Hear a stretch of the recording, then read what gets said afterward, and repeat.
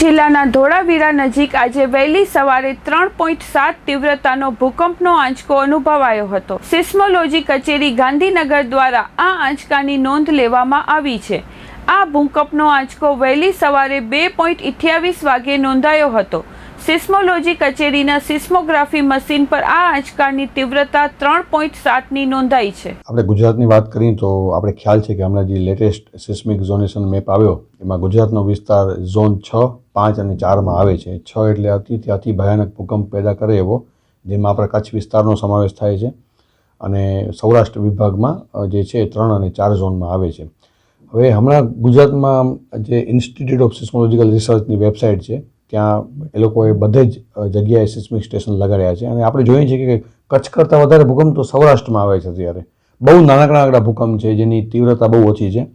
તો એ બધે ભૂકંપ જે છે એ પોસ્ટ મોન્સૂન અર્થક્વેક કહેવાય કે જ્યારે વરસાદ પડે એના કારણે મતલબ લાખો અને કરોડો ટન પાણી છે એ પથ્થર દ્વારા જમીનમાં ઉતરે અને એના કારણે જે પથ્થરનું ભારણ વધે એટલે ફોલ્ટની નજીક જે થોડું ઘણું ઉપર નીચે મૂવમેન્ટ થાય એના કારણે ભૂકંપ આવે છે।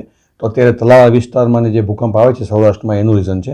કચ્છની વાત કરીએ તો કચ્છની વાતમાં અત્યારે ડિસેમ્બર મહિનામાં જ 3 ભૂકંપ કચ્છે અનુભવ્યા, જેની તીવ્રતા 2.5થી કરીને 3.5 પોણા 4 સુધીની મેગ્નિટ્યુડની હતી, જેની અંદર મુખ્યત્વે 3 ફોલ્ટ આવેલા, જેની અંદર 4 અને 5 ડિસેમ્બરના ભૂકંપ આવેલો અને ગઈકાલે જ પરમ દિવસે 10 તારીખે પણ ભૂકંપ આવેલો। તો વાત કરીએ કે જે 10 તારીખે જે ભૂકંપ આવેલો હતો તેની તીવ્રતા કાંઈક 3 પોઈન્ટ સમથિંગની હતી ને 1 કિલોમીટર ડેપ્થમાં આવેલો હતો। સેલો અર્થક્વેક કહેવાય।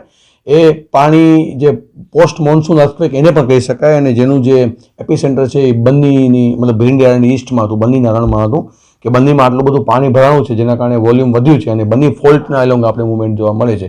પણ તારીખ 5/12ના જે ભૂકંપ આવેલો એ આશરે 2.5 મેગ્નિટ્યુડનો હતો અને તારીખ 4/12ના જે ભૂકંપ આવેલો એ આશરે 3.3 મેગ્નિટ્યુડનો હતો। એ બે ભૂકંપની ઊંડાઈ જોવો તો તમે 9થી કરીને 20 કિલોમીટર સુધીની ઊંડાઈ છે એ ભૂકંપનો એપિસેન્ટરની, એ આપણા સિસ્મિક અર્થક્વેક છે।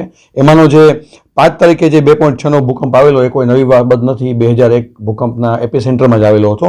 પણ જે 3.3નો જે ભૂકંપ આવેલો જે ઇન્ડિયા પાકિસ્તાનની બોર્ડર પર આવેલો એ નગર પાર્કર ફોલ્ટના એલોંગ આવેલો છે, જે હમણાં છેલ્લા 8થી 10 વર્ષથી આ ફોલ્ટ ઉપર થોડા ઘણા ભૂકંપ જોવા મળે છે અને જે નવી ઘટનાઓ ત્યાં ઘટી રહી છે ભૂકંપીય।